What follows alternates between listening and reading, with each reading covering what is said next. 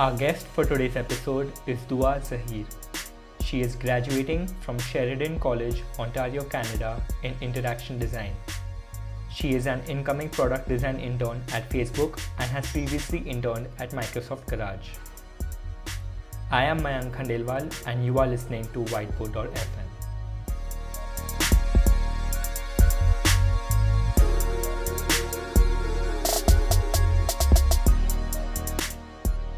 Hi Dua, how are you? I'm good. How are you? Good, good. So Dua, I'll just get started off. I'll ask you the first question. That's how did you get into design? So I actually didn't know about design, at least interaction design and UX design at all until I entered my post-secondary education. So right outside of high school, I knew that I wanted to do something creative, and I knew I wanted to do something that would leave an impact on people. And when I was in my last year of high school, I was really into watching a bunch of movies, and particularly Disney movies. And one of them, my favorite Disney movie is Tangled. And I saw that movie and I saw a scene in it where it made me feel really happy, made me feel really hopeful and good. And I wanted to bring that feeling to like other people. So I thought like, okay, like let me be an animator and like learn how to make these movies. So the school or the college nearest me was actually very well known for their animation program, but I didn't have a portfolio ready. So my guidance counselor suggested I do their 1 year art fundamentals program just to build up my portfolio. So I went into that and I realized that all the courses that had to do with animation, so like figure drawing, painting, I didn't like as much. I wasn't enjoying those courses, but I really loved my design course. And I told my design professor this because he was one of the main like people who like got me into design. And so my design professor suggested that I join the interaction design program at Sheridan College. And then I Googled a bit of like what is interaction design, and it seemed like a really good amalgamation of everything I was interested in. So a little bit of like creativity, but also psychology and sociology, and really a big focus on people, which is what attracted me to that program. That's really nice. Also, can you share more about can you tell us about your first design project? Your first ever Yeah, for sure. project. What was your thought process and what was your approach? What was the experience that you gained from it? Yeah, I think thinking about my first ever design project, it was probably like projects I did in my art fundamental introduction to 2D design class. And at that point, they were still very much focused on like print and digital design rather than UX experience. But I remember, I think there was a project where I had to create a campaign poster for like a cause that I cared about. And I think I did it on it was a while ago. I think I did it on SeaWorld and their like whale captivity thing. But it was the first time that I was able to use a mixture of like art and like illustration and visuals to portray like an important message. And that really showed me the power of design and how it's used as a tool, as a storytelling tool and a tool to inform other people through visuals and like aesthetics and things like that. So I think that's something that really opened my eye to the potential that design could have. Nice. That's really great. So, Dua, how did you come across the Microsoft Garage program? So the Microsoft Garage internship was actually my second internship. So the summer before, I was interning at a design agency in Toronto called Pivot, and I was just their UX design intern. They had hired people from my program before, and my friend referred me to work there because I wanted to get as much internship experience as possible. So after that internship wrapped up, as the summer ended, I was reached out to by a recruiter on LinkedIn that was recruiting for the Microsoft Garage program. This happened around end of August. Yeah, end of August. And then she messaged me. She asked me if I was like interested in applying. I said yes. She was actually looking for winter interns at that moment, And I let her know that I would only be able to do the summer because I had classes in the winter. But she encouraged me to apply anyway. So I did that. And then the whole process of like interviewing and everything took like about a month. So it was really, really fast paced. And I got my offer by the end of September. So I think I was one of the first people in my program to get an offer for my third year internship, That's but amazing. because it happened so early and so quickly. Awesome. So can you share more about how did you apply and what the process was? Yeah, for sure. Yeah, so I can start off by talking about what it takes to be a Microsoft Garage intern, because I think they're looking for very specific things that I believe like everybody could have, but it's important to know that you show that like properly. Right. So um, I found that a well-defined resume is really important. And I think one of the reasons they reached out to me as well as multiple other people from my program is if they had previous industry experience. But this doesn't mean that if you don't have any previous industry experience, Microsoft Garage won't look at you.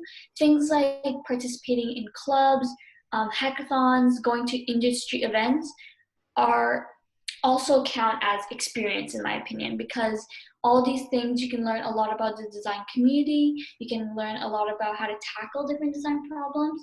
So even though you might not have official internship experience, taking that extra effort to go to hackathons, go to design conferences or meetups and like meet with people and volunteer, I think that would set you apart as well from other candidates. um, So second thing, definitely a portfolio. I always tell students who like are in the middle of like applying to just get started on their portfolio as soon as they start third year, because in my program, you need to have an internship between the summer of third and fourth year. So I tell them get started like over the summer of second year. Make sure you have your portfolio done and ready to apply with by September. And I don't think a portfolio is ever going to be perfect. I changed mine a lot since Right. the the one I applied to Microsoft with doesn't even exist anymore. Like I completely changed it. Yeah. But I think it's more important to just show the type of work you're able to do and how you're able to communicate that work. I think is really important.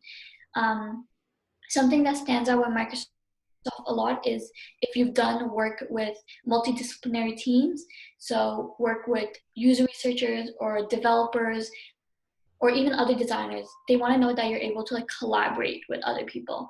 Right. And yeah, speaking of like collaboration, Microsoft is really big on hack culture, especially the garage. They're really, I like to think of my internship as it was kind of like a 4 month long hackathon. So they're really into that culture.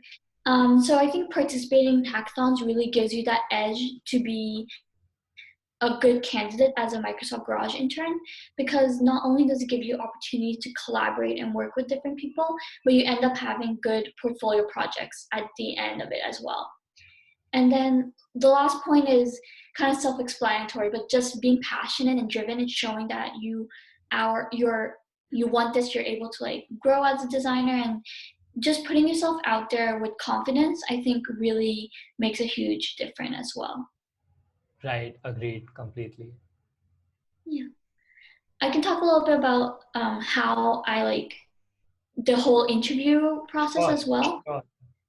So it's pretty standard as to like what other interviews were like. So I got, as I said, I got reached out on LinkedIn, and one thing that I'm happy I did is that I just grabbed that opportunity as it came. So as soon as my recruiter sent me that application link, I applied right away because my resume was ready, my portfolio was ready. So I think that's why it's so important to be prepared for these situations, because they can come at you whenever and you want to be able to grab them as soon as you can.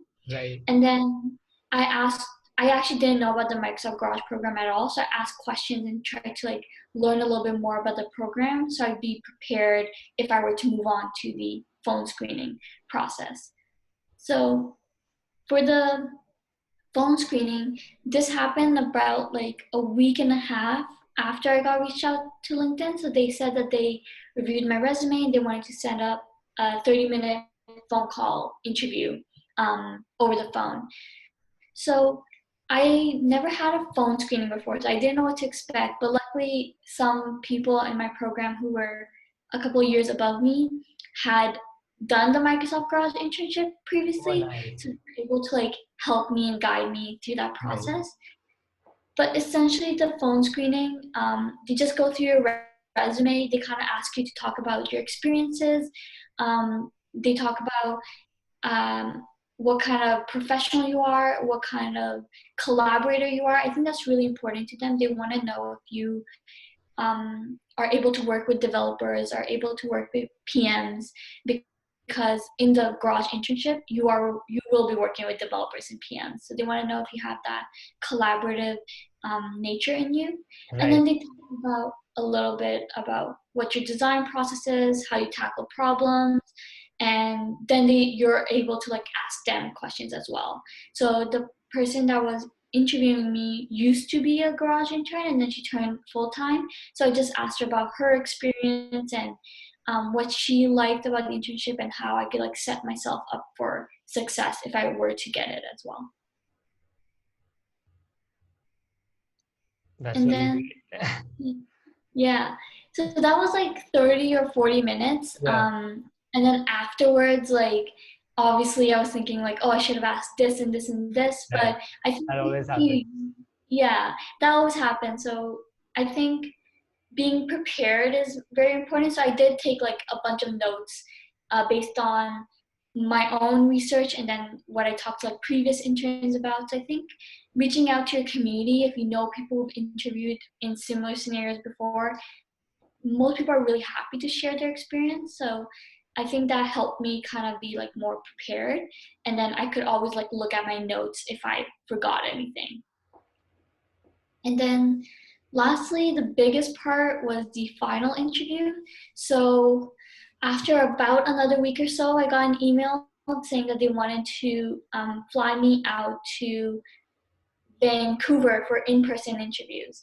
And I got this email on, I think, a Tuesday, and they were trying to fly me out on the Saturday or Sunday.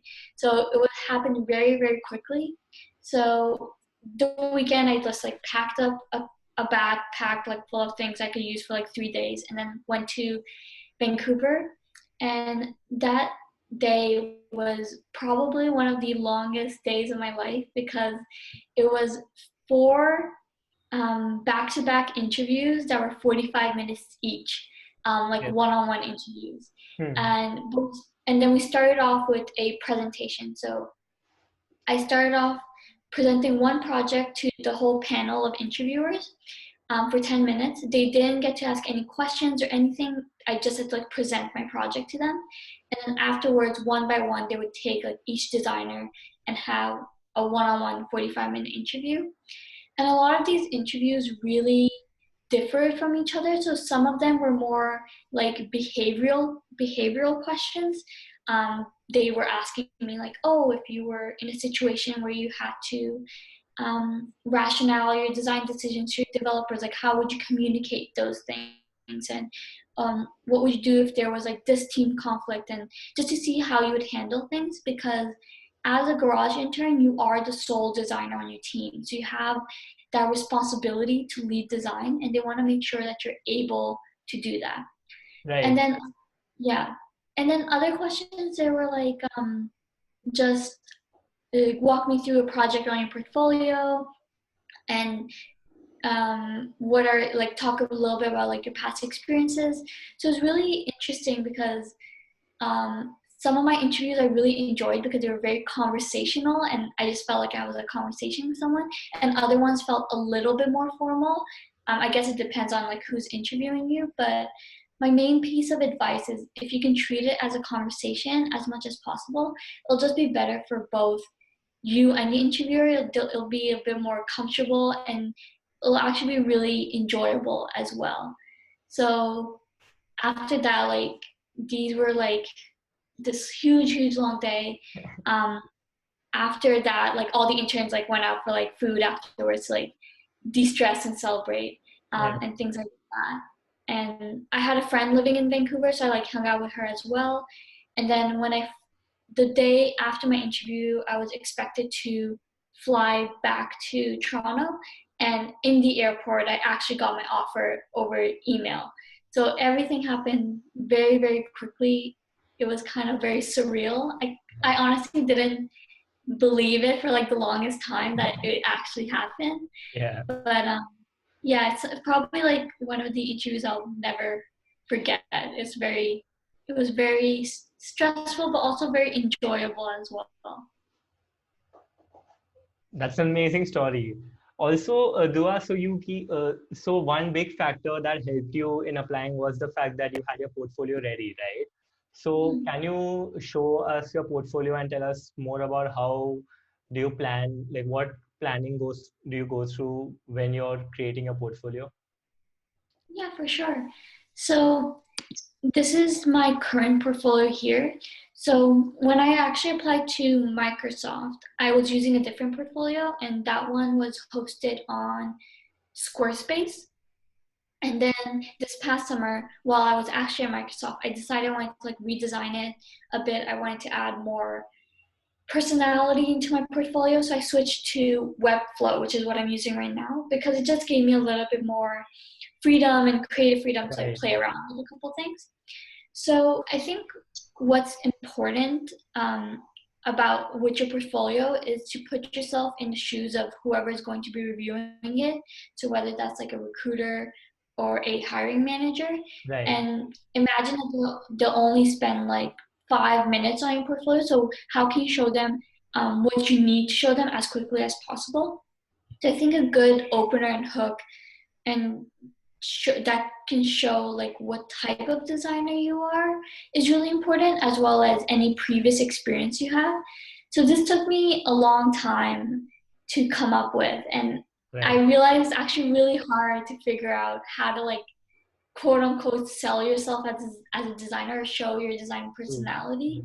And I think most of that just comes up with a bit of like self-reflection and looking at your work and thinking about, okay, like how do I actually approach problems, what am I inspired by, and then putting that into words essentially. So definitely comes with practice. It took me a long time to like figure out who I am as a designer, and I think I'm still figuring it out, but Hmm. I'm able to like communicate that a little bit better. So I think that really, like, if you're able in your bio or in your introduction, if you're able to just hook the recruiter, hook the audience in, and let them know exactly who you are and like what you're looking for, I think that's really valuable. Making your work really easily accessible. So I currently have 3 projects on my portfolio. I often recommend probably no more than 5. And if you are somebody that does like a lot of explorations, possibly having like one page dedicated to explorations where you don't have to go into detail of each exploration, Right. you just throw them like all on there. But I think 3 to 5 projects is a good number. So I can walk you through one of them. This is one of my hackathon projects I did back in 2018.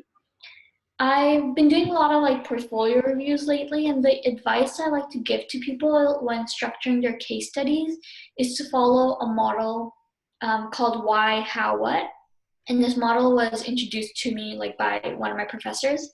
But essentially, starting off with a bit of a too long didn't read section. So like, if your recruiter was to only look at this section here, could you show them everything or that you need them to know about this project? So what was the problem? How did you tackle the problem? And what was the solution? So that's kind of like what I'm doing here. But then I jump into establishing what my roles were, who I worked with, what tools I used, and what the timeline was. This is a very common theme in a lot of portfolios, but I think it's really important because it shows the constraints you worked under, and specifically like what your contribution to the project was. And then I jump into this defining the why. So like, why is this problem important and worth solving? So what was a challenge? What was needed to be done, and kind of like hooking people in as to like why this needs to be like created. So once I've defined that, I jump into, okay, I jump into like my research, and a lot of the times, and I struggle with this too, is like how much research do I actually show?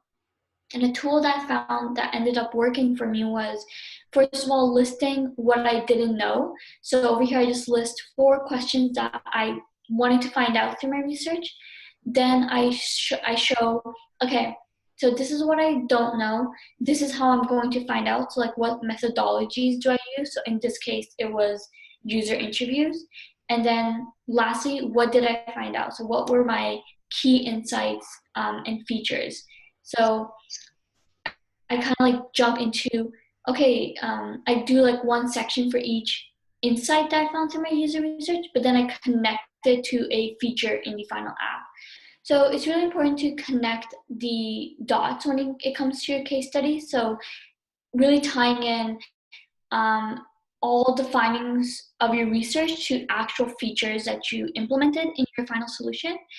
And that's what I tried to do here. So I always tied back any decision that I made in my final solution back to something that my research showed. It just allows people that read your case study to just, everything kind of like falls in place and makes it much more understandable rather than jumping back and forth between 2 points. So I just did that. I tied every feature to a finding that I found through my research.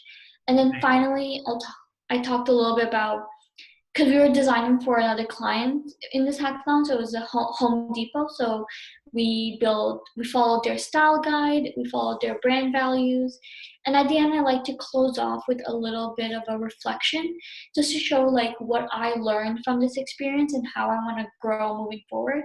I think this is a really good way to just end off a case study, and it shows that you're actually taking in all these things that you're learning and like being able to communicate that as well. So Right. I think, just to summarize, a good case study defines the problem really well and makes whoever's reading it care about the problem. It shows how you tackle the problem, so like what your design process was. And finally, it connects all the final features or implementations to findings and key insights from your research. And then you wrap it all up with a reflection at the end. Awesome. So, Dua, like you just told your ideal way of how a case study should be, right? So, is there any framework or any methodology you follow when writing a case study? Yeah, so I follow the why, how, what methodology. So just like as I just described, how that works. But before I even knew I was doing that, I also like to read other people's case studies. So websites like Cofolios is really helpful because they post case studies from like multiple people. I think reading other people's case studies kind of helps me come up with the style and language of my own, and it kind of shows, okay, like, how did I feel when I was reading this? Was this an enjoyable experience for me, and how can I translate that same experience and feeling onto like my own projects? Right. Awesome. So, can you tell us more about your Microsoft Garage experience? Like, what was the culture like, and what project were you working on? Yeah, for sure. So I can't really speak on the specific project I was working on because that's still under NDA. But I think the experience was really different than what most internships are like and what most full-time work is like. As I mentioned, it's kind of like you're in a 4-month long group project where it's a whole team of interns. So one design intern, approximately like 5 to 6 developers, and then one PM intern. And then you're given a project at the beginning of the summer, and you take full ownership of that project and work on it with the goal to ship it at the end of the summer. And of course, you have like coaches and mentors and project sponsors there to like help you along. But I think what's really unique about the garage internship is that interns have like full ownership over the project, and they're the ones that are making the decisions and presenting these decisions to their mentors and sponsors.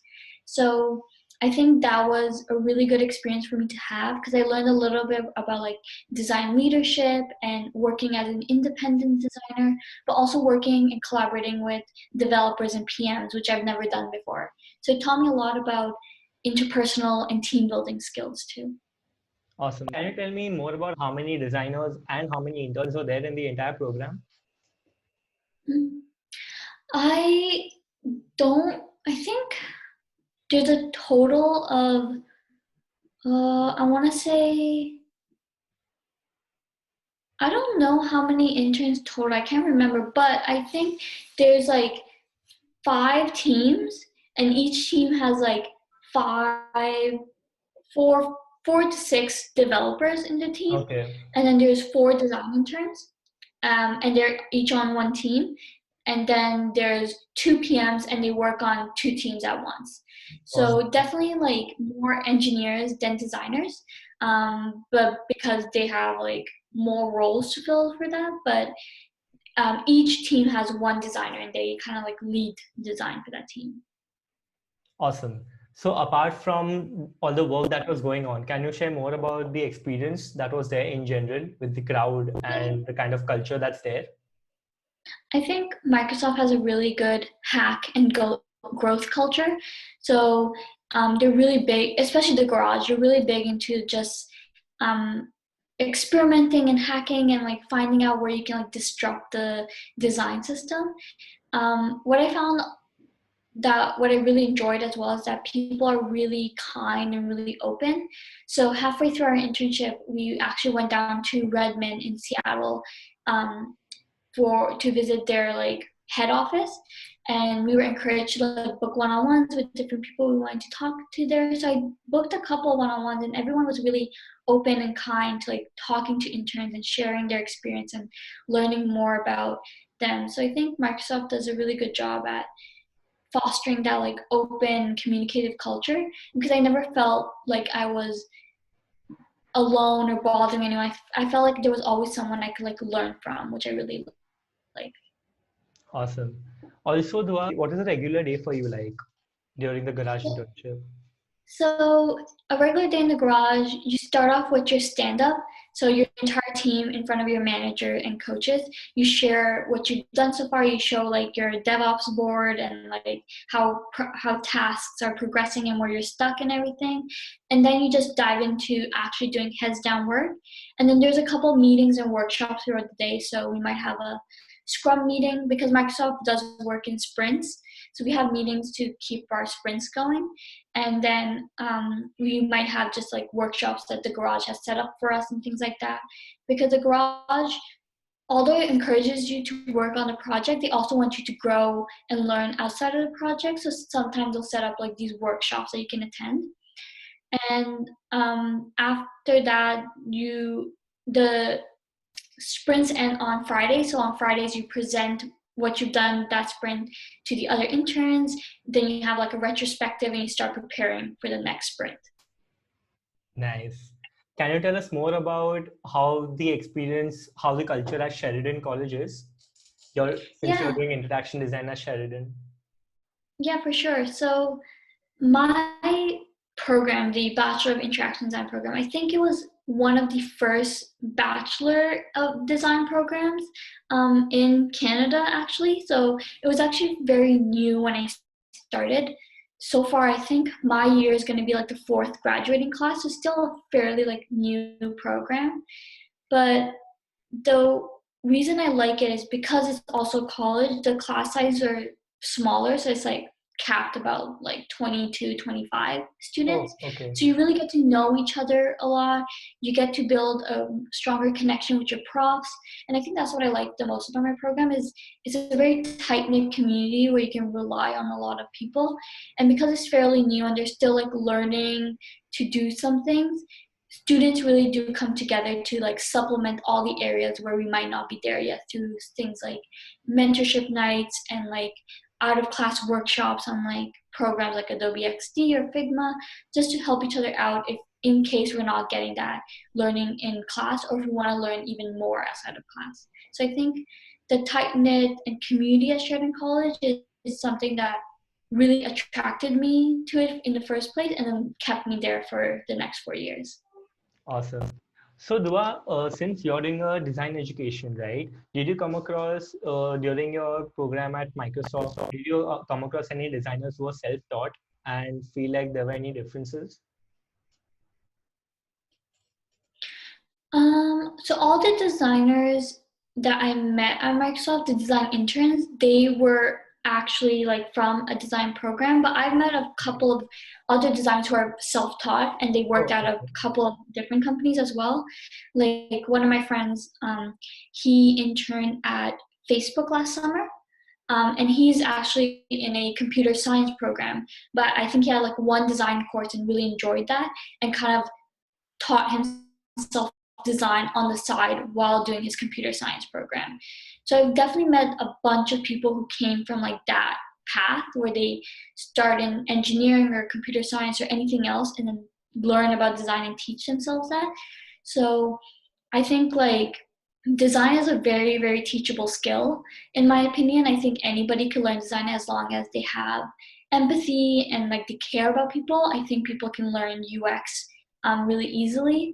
So I think there's going to be definitely a rise, and I can see that there's a rise in self-taught designers, which is exciting to see. Yes. Also, so Dua, what were your top three learnings from the Microsoft Garage program, if I had to ask? Your top three learnings. My top three learnings.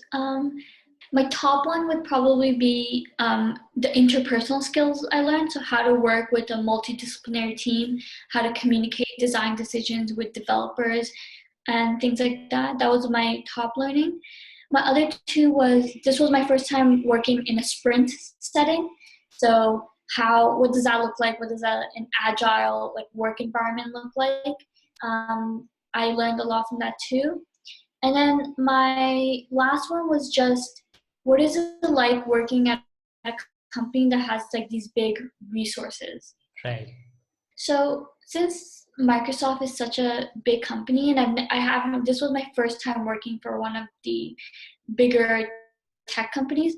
I learned a lot about how they work as like where design stands at Microsoft and how they treat the design process and just the way that they work and tackle problems. And I think I was really impressed by it. And as I mentioned before, I was really impressed by how willing people are to like talk to interns and like take time out of their day for that. So I think that was also a big learning too, a big push for me to keep on exploring other internships, especially in like the tech industry and things like that. So it opened my eyes to that. Those are some really great learnings, Dua. Also, so you're an incoming, you're going to be an incoming product design intern at Facebook, right, for the summer. Can you share Yes. more about your process and how did you apply and what the interview process was like? Yeah, for sure.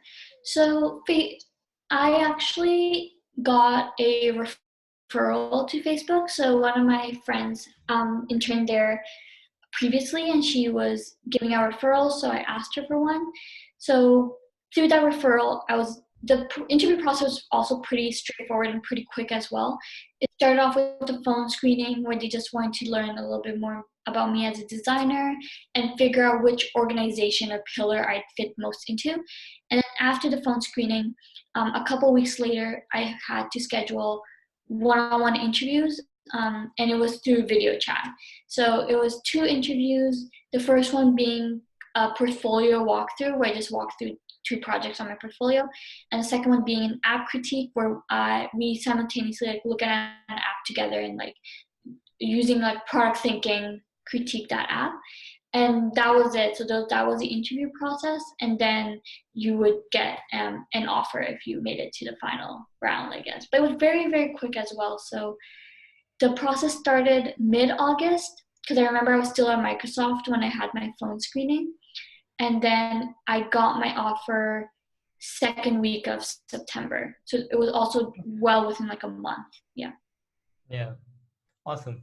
So, Dua, what are some of the things that you're excited about right now in design? In design, I'm really excited and both excited and nervous about how design ethics is being played right now and the conversations around design ethics.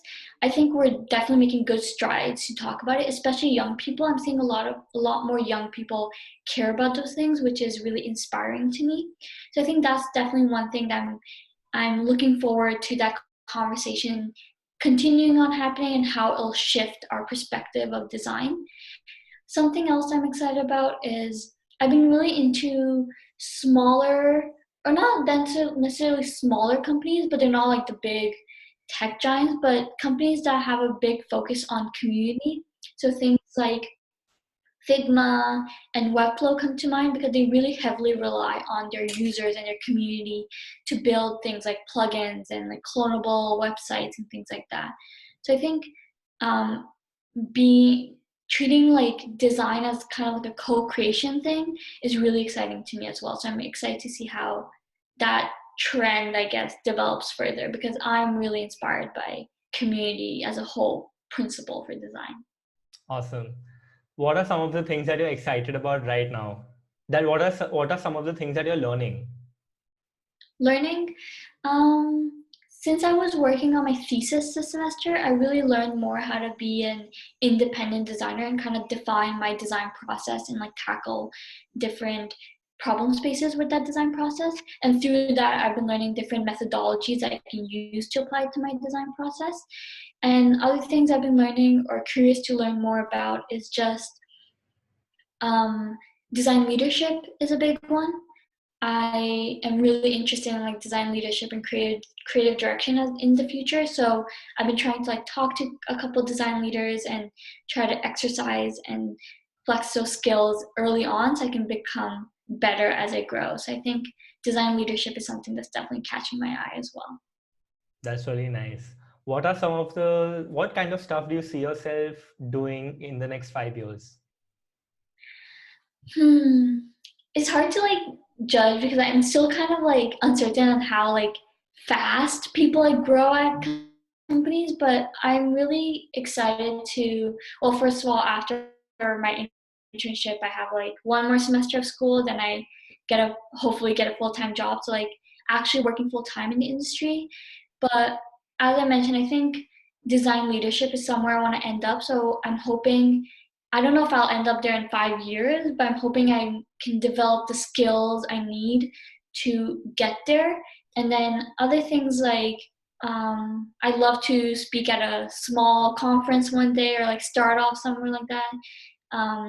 Participate more in design communities and participate in mentorship as well and just give back to the community because a lot of people have done that to me. A lot of people have mentored me. So I really want to like pay that forward and help other people as well. You're also working on a project of your own with your friends called an Intern World app. Can you tell us something more about it? Yeah, sure. So the whole concept of Intern World app is to make internships and data about internships more accessible to everyone. So whether that be the benefits, the salaries, and perks that are offered throughout different companies, just to make that a little bit more accessible for people who are applying to internships. So right now we're still working on the design and dashboards. I'm working on this with Yasmin and Rishi, who are two really, really talented design-driven developers.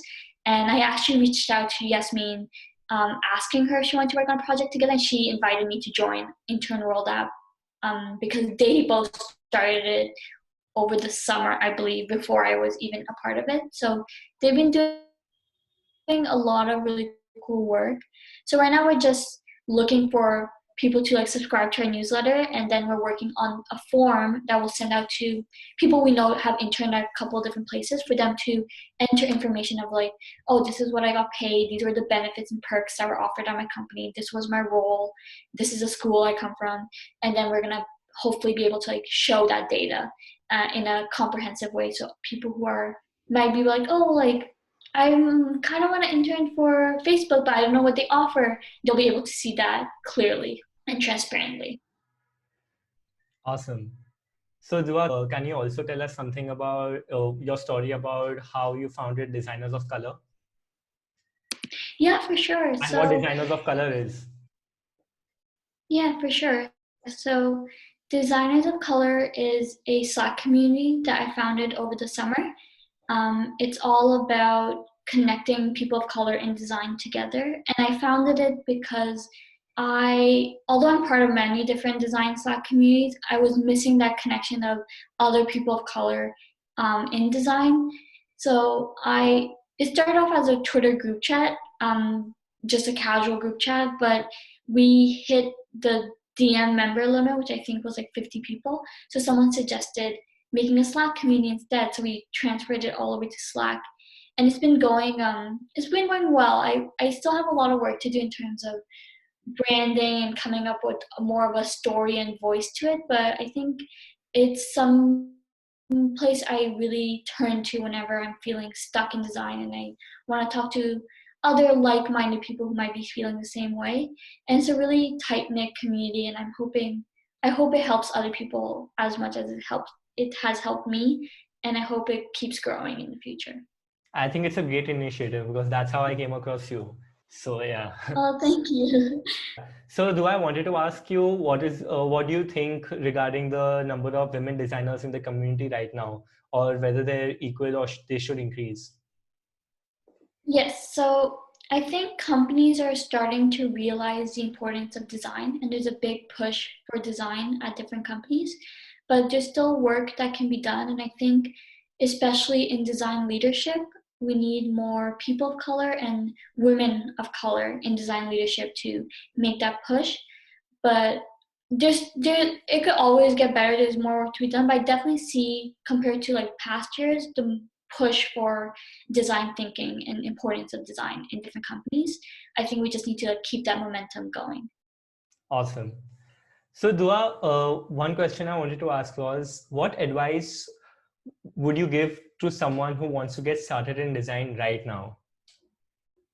My main piece of advice isn't really related to like how you self-start, because I think people learn in different ways and you just need to like find which way is like the best for you. My main piece of advice is to really build community connections and reach out to other designers in the community, because those connections are going to be so valuable as you grow as a designer. So put yourself out there, try to schedule one-on-ones and coffee chats with designers that you admire. Most people are really nice, so they'll be open to it, and you'll never know unless you ask. So I think that's something that I think is really valuable, and it has helped me a lot as well.